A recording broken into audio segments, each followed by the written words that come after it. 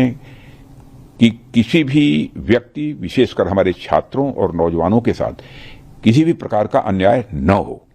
और विपक्ष के कुछ नेताओं द्वारा मैन्युफैक्चर्ड एक सेंस ऑफ एंगर, आक्रोश लोगों के अंदर, कि किसी भी व्यक्ति, विशेषकर हमारे छात्रों और नौजवानों के साथ किसी भी प्रकार का अन्याय न हो।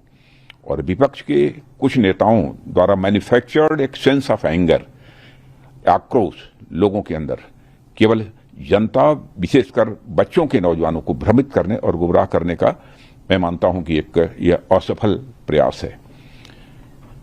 युवाओं की भावनाओं और उनकी चिंताओं के प्रति हम पूरी तरह से संवेदनशील हैं और यह संसद का सत्र इस समय चल रहा है। सरकार ने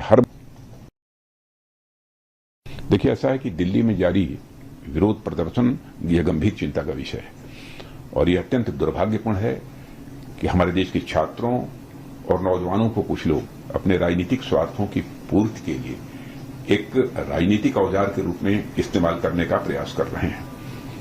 प्रधानमंत्री मोदी जी के नेतृत्व में हमारी सरकार विद्यार्थियों और नौजवानों की आकांक्षाओं को पूरा करने और उनके कल्याण के प्रति पूरी तरह से प्रतिबद्ध है और हमारे छात्रों की हर चिंता को सुनना और उसका समाधान करना ये हम सब की जिम्मेदारी है।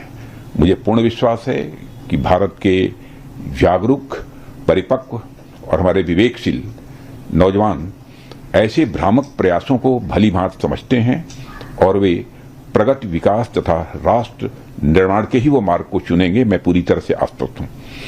हम इस बात के लिए भी पूरी तरह से प्रतिबद्ध हैं कि किसी भी व्यक्ति, विशेषकर हमारे छात्रों और नौजवानों के साथ किसी भी प्रकार का अन्याय न हो।